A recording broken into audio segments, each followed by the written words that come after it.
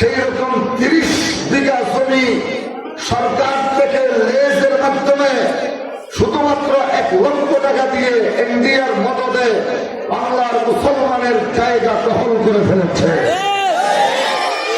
এদিকে আপনারা গত 3 সপ্তাহ আগে ঢাকার টঙ্গীর একটা মহিলা মাদ্রাসার 11 বছরের একটা মেয়েকে ধরে নিয়ে 3 দিন পর্যন্ত অনবরত দর্শন চালিয়ে রাস্তার উপরে ওই 11 বছরের আমার মাকে, আমার বোনকে রাস্তার উপরে লাল রক্তাক্ত অবস্থায় ইস্কনের গুন্ডারা রেখে চলে গিয়েছে।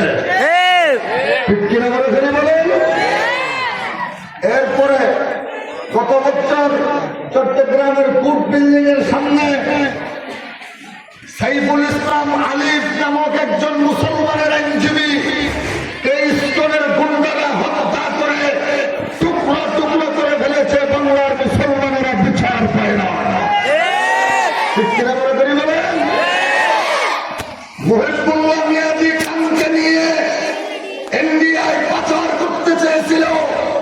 মুসলমানের হাতে ধরা পড়ে যাওয়ার কারণে ওই মুহিবুল্লাহ মিয়াজিকে পঞ্চগড়ের রুটে উলঙ্গ অবস্থায় রেখে চলে ইস্কনের গুন্ডারা তাকে অজ্ঞান করে ফেলেছে। বাংলার মুসলমানেরা বিচার পায় না। পরিষ্কার ভাষায় বলে দিতে চাই, নোমানিয়া মাদ্রাসার বিশাল জনসমুদ্র থেকে বলতে চাই, এই ইস্কনের জঙ্গিবাদী, উগ্রবাদী, সন্ত্রাসী বাহিনী আর কাদিয়ানীদেরকে বাংলার মাটিতে কাফের ঘোষণা করে ইস্কনের কার্যক্রম নিষিদ্ধ করতে হবে।